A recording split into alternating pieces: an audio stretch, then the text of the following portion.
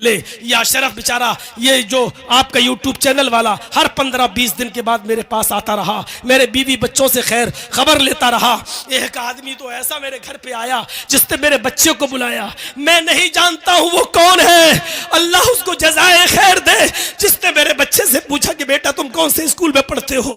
अगर ही भरोसा करो, लेकिन तकदीर पे भरोसा करके हाथ पे हाथ धरकर मत बैठे रहो। पहले हाजरा दौड़ी, सफा से मरवा, मरवा से सफा 7 चक्कर लगाए, और जब थक गई बच्चे के पास आकर बैठ गई, दुआ की अल्लाह एक औरत जात जितना दौड़ सकती थी दौड़ चुकी, अब तू हमारी मदद फरमा, मेरा शौहर इब्राहिम मुझे तेरे सुपुर्द करके गया है, अल्लाह मेरा बच्चा भूखा मर जाएगा, अल्लाह यही इब्राहिम की विरासत है जो तेरे दीन को बाकी रखेगी, जो तूने दीन नाजिल किया है उसकी हिफाजत करेगी और उसको आगे बढ़ाएगी।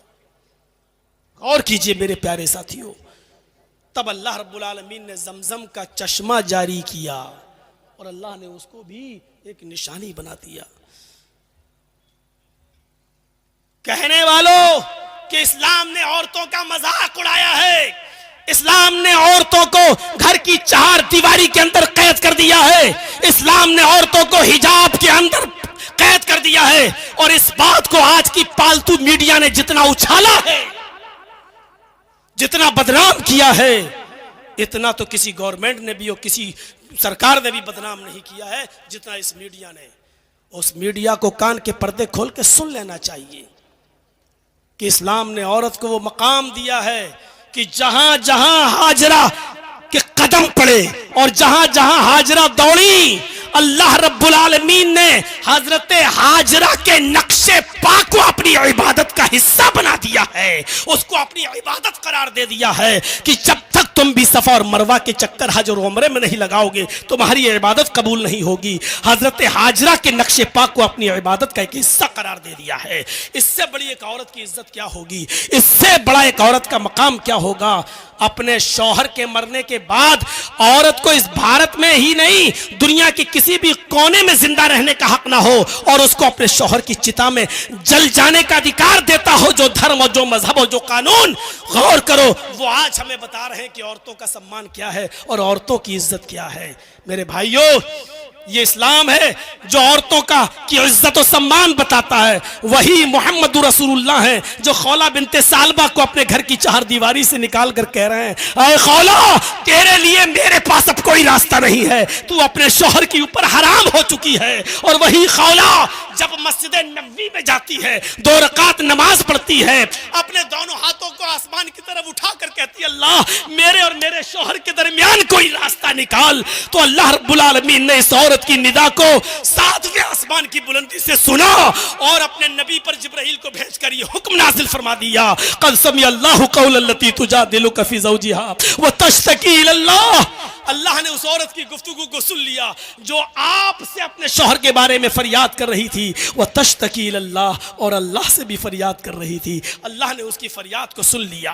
7वें आसमान के ऊपर अल्लाह ने एक औरत की फरियाद को सुना, उस औरत की फरियाद को सुना जो मोहम्मद की चौखट से महरूम हो चुकी थी। मोहम्मद रसूलुल्लाह जिसके लिए रास्ता नहीं निकाल सके, अल्लाह ने उसके लिए रास्ता निकाला। मेरे भाइयों, ये औरत का एक सम्मान, औरत की एक इज्जत है जो इस्लाम ने औरत को दी है। यही खौला बिनते सालबा है, जब बूढ़ी थी और कमर झुकाकर चल रही थी और लाठी टेक कर चल रही थी, तो एक पुल के पास उन्होंने कहा, है उमर रुक। उमर रुक गए, कहा उतर घोड़े से। उमर घोड़े से उतरे, कहा मेरे पास आ, कान नीचे कर। और उस बुढ़िया ने उमर के कान में कुछ कहा तो सहाबा ने कहा, उमर अमीरुल मोमिनीन, एक मामूली औरत के लिए आप घोड़े से उतर गए, एक मामूली औरत के लिए आप झुक गए और उसके सामने अपना कान पेश कर दिया। उमर रोते हुए कहते हैं कि ऐ मोहम्मद के साथियों, ये मामूली औरत नहीं है, ये वो औरत है जिसकी जबान से निकले हुए कलमात को 7वें आसमान पर बैठे हुए अर्श पर मुस्तवी अल्लाह ने भी रिजेक्ट नहीं किया है। अल्लाह ने भी उसकी फरियाद को सुना है। तो उमर कौन होता है जो उसकी फरियाद को रिजेक्ट कर दे? उमर कौन होता है जो उसकी फरियाद को रायगा कर दे और रिजेक्ट कर दे? मेरे प्यारे साथियों, ईमान से अपने रिश्ते को मजबूत कीजिए। ईमान का रिश्ता बड़ा मजबूत हो, आप बुलंदी पर फायज होंगे। ईमान जानते हैं, एक मिसाल से समझाने की कोशिश करता हूँ। हजरत मूसा का और फिरौन का वाकया तो आपने बहुत बार सुना होगा, थोड़ा सा गौर कर लीजिएगा। ईमान जब किसी के अंदर पैदा होता है तो उसके अंदर क्या चीज़ पैदा हो जाती है। क्या चीज पैदा हो जाती है? जब ईमान किसी के अंदर पैदा होता है। उफ, फिरौन और मूसा के दरमियान एक मुनाजरा होने लगता है। आओ जमा हो जाए एक मैदान में, तुम सच्चे या हम सच्चे। और फिरौन अपने जादूगरों को लेकर गया और कहा कि आज तुम ऐसा तिलस्म दिखाओ, ऐसा जादू दिखाओ कि आज फिरौन और आज मूसा और उसके साथी सब हक्का बक्का रह जाएं और मूसा हार जाए। जानते हो जब किसी के अंदर ईमान नहीं होता तो मुतालबा क्या करता है? वही फिरौन के जादूगरों ने मुतालबा किया। ये तो मेरे बाएं हाथ का खेल है, मूसा और उसके साथी हक्का बक्का रह जाएंगे, हार जाएंगे, भाग जाएंगे। लेकिन अगर हमने ऐसा किया, इन्ना लना ला अजरन इन कुन्ना नहनुल गालिबीन, अगर हम मूसा और उसके साथियों पर गालिब आ गए तो आप हमें इनाम क्या देंगे? हमारा अजर क्या होगा? हमारा इनाम क्या होगा? बस इसी बात को जहन में रखिएगा। जादूगरों ने अपना तिलस्म, अपना जादू, अपना कर्तव्य दिखाने से पहले क्या कहा? हमारा इनाम क्या होगा? हमारा बदला क्या होगा? हमें आप देंगे क्या? तो फिरौन ने उसके जवाब में क्या कहा? यही चीज फेंकी जाती है और लोगों के ईमान खरीद लिए जाते हैं और बिक जाते हैं। क्या कहा?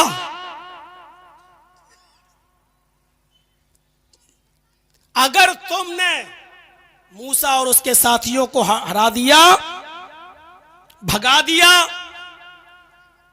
हक्का बक्का कर दिया, हारने पर मजबूर कर दिया, तो तुम मेरे मुकर्रब हो जाओगे, मेरे वजीर बन जाओगे, हमारे खास लोगों में तुम्हारा शुमार होगा। हम जो भी काम करेंगे तुमसे मशवरा करेंगे।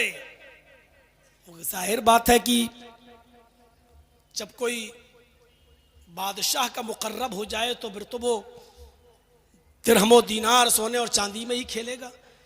खुश हो गए, अच्छा ये हमारा इनाम होगा, हमें आप अपना खास वजीर बनाएंगे कि हाँ हुआ। जादूगरों ने रस्सियां फेंकी और वो रस्सी सांप बन गई। सांप थी नहीं लेकिन दिखने लगी। मूसा अलैहिस्सलाम उन रस्सियों का सांप बनते हुए देखते हैं तो डर जाते हैं, उनकी कौम भी डर जाती है। लेकिन अल्लाह रब्बुल आलमीन ने फरमाया डरो नहीं, इन्होंने जो जादू दिखाया है आप हकीकत दिखाइए, मौजिजा दिखाइए। अन अलक़ि असाक, ऐ मूसा तुम्हारे हाथ में जो लाठी है, जो डंडा है, उसको तुम जमीन के ऊपर मारो। मूसा अलैहिस्सलाम ने उस डंडे को जमीन पर मारा जो उनके हाथ में था, वो एक अज़दहा बन गया। अज़दहा फ़इज़ा हिया तल्क़फ़ु मा यअफ़िकून, कुरान कहता है इतना बड़ा अज़दहा बन गया कि वो रस्सियां जो सांप दिखाई दे रही थी उन सबको खा गया। जादूगर समझ गए हमने जो दिखाया है वो जादू है और मूसा ने जो दिखाया है वो जादू नहीं है, वो खुदाई मौजिज़ा है, अल्लाह की तरफ से है। फौरन बदल गए और ये चमत्कार देखा, मूसा अलैहिस्सलाम का ये मौजिज़ा देखा तो चीख पड़े आमन्ना बिरब्बिल आलमीन रब्बे मूसा व हारून, हम अल्लाह रब्बुल आलमीन पर ईमान लाए, हम उस रब पर ईमान लाए जो हारून का रब है, जो मूसा का रब है, जो हारून का रब है, जिसको मूसा और हारून भी अपना रब कहते हैं, उस पर ईमान लाए। अब चीज समझ लीजिएगा, फिरौन ने कहा अच्छा बदल गए, हमने इजाजत भी नहीं दी और तुम ईमान ले आए, जिस चीज को हम खत्म करना चाहते थे उसी चीज पर तुम ईमान लाए, जिनको हमने हराने के लिए यहां बुलाया था तुम उन्हीं के ऊपर और उनके रब के ऊपर ईमान ले आए। इन्न हाज़ा लमकरुन, ये तो साजिश है, पहले से प्लानिंग है, तुमने इस दारुस सल्तनत के अंदर एक पहले से प्लानिंग कर रखी थी, बहुत जल्दी इसके अंजाम को जान लोगे। और फिरौन ने फिर सजा सुनाई, ला उक़त्तिअन्ना अयदियकुम व अर्जुलकुम मिन खिलाफ, अब तुम्हारी सजा यह है कि हम तुम्हारे हाथ काटेंगे और पैर काटेंगे मुख्तलिफ सिमतों से, मुखालिफ सिमतों से। अगर दाहिना हाथ काटेंगे तो बायां पैर, और बायां हाथ काटेंगे तो दायां पैर। सिर्फ ये हाथ पैर काट के छोड़ नहीं देंगे, नहीं छोड़ेंगे नहीं। तुम लउसल्लिबन्नकुम अजमईन, सूली पर चढ़ा देंगे। उसके बाद कितनी दर्दनाक सजा, कितनी दर्दनाक सजा। जब आदमी सजा को सुनता है तो बड़े बड़े लोगों के गुर्दे उस वक्त पानी हो जाते हैं। और इसकी जीती जागती तस्वीर हम भी हैं। जब कटघरे के अंदर हमको 10 साल की सजा सुनाई गई तो थोड़ी देर के लिए हम भी भौचक्का रह गए हैं, ये क्या हुआ। और जब अंदर गए तो सबसे कम सजा मेरी ही थी। जब मैंने और लोगों से पूछा भाई तुम कब से हो, बड़ी आसानी से कहता अभी तो मौलाना मुझे 13 ही साल हुए हैं। एक से पूछा, कहता कि 22 हो चुके, 23वीं में लगा हुआ हूं। बोला तुम्हें कितनी सजा हुई, मैंने कहा 10 साल। बोला भाग, हंसते हुए काट लेगा तू क्या टेंशन लेता है। इस तरीके की बात है,